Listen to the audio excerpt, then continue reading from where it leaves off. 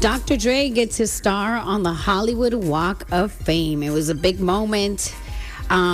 Snoop Dogg, 50 Cent, Eminem were all there to celebrate him. It's only right. He deserves it. Of course. You know, West Coast legend. So super dope. And he would, you know, there was a speech just, you know, everybody said some beautiful words about Dr. Dre. But when I saw this, I was like, yo, well deserved, man. It's only right. I honestly, when I saw, I don't think Rosenberg's mic's on, but when I saw the post yesterday on social media, I honestly thought Dre already had a star on the Walk of Fame. Oh my I was God, like, is this old footage? Me too. Yeah, Why did I think he already had one too? Me No, too. I think he's just been supporting other people who got it. But I was Got like, it. oh, wow. I was like, yo, then why is this old footage of Dr. Dre and the Walk of Fame trending again today? They've made the Walk of Fame thing a big deal over the last like several years. It's become bigger than it used to be. I think bigger in our world. How about that? I think we've gotten to an age and in our world where people that we actually know through business we've worked together throughout the years are getting stars on the Walk of Fame, and it's kind of in our sphere a little bit more. Yeah, no, for sure. But even the people who are outside of our sphere, I see them make a bigger deal of it. Like the ceremony's treated more seriously. Because, guys, there are some bad stars on the Walk of Fame. There are some people who just paid the money to get the star. Yeah. There's over 2,000 of them. Yeah, it's not like an honor in the traditional sense. You know what I mean? Like, but you still have to get. Do you still have to get the invitation? But then you still have to pay. Correct? I believe so. I think people agree to it, and then you pay for it. But now it's like seen as a much bigger. Maybe they've become more discerning. I don't know. But I thought the same thing. I saw Dre. I was like, Dre has to have a star on the Walk of Fame.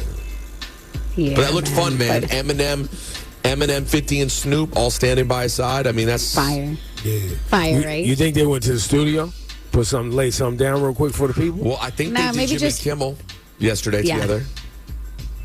And they supposedly said that there's something in the works of some sort. I mean, all right, interessante. Let's see. I wonder if Dre still has it in him for another like serious album. I think the problem is getting it out the door. It's not the recording part. It's the actual packaging. It's the actual marketing. It's the because right now there's so much like, yo, what's your first week gonna be like? Yo, is it gonna how much is it gonna sell? Let me push back though. What's the last Dre musical credit that comes to your mind? That album he put out, Compton or whatever it was called. Compton. That was the last one, right? I feel like it. Yeah, because that's after. That was after he did the recipe for Kendrick. Right. Is that right? That's a few years after that, like maybe 2016. I feel like it. And that thing was pretty. The Compton album was pretty dope. I love the Compton album. It was great. It was really good. But yeah, but once again, it wasn't critically acclaimed. It didn't live up to the expectations of other projects. That's what a lot of artists that are at Dre's level, and a lot of artists deal with that. Andre 3000, a lot of artists are going to deal with that, where people are going to compare it to their last classic.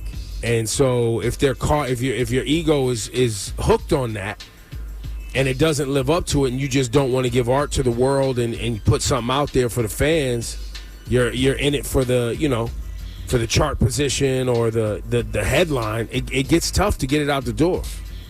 It's intimidating, man. Especially when his first two are considered basically perfect. Right. That's minus the NWA albums, of course, but yeah, that's a lot, man. That's a lot. Yeah.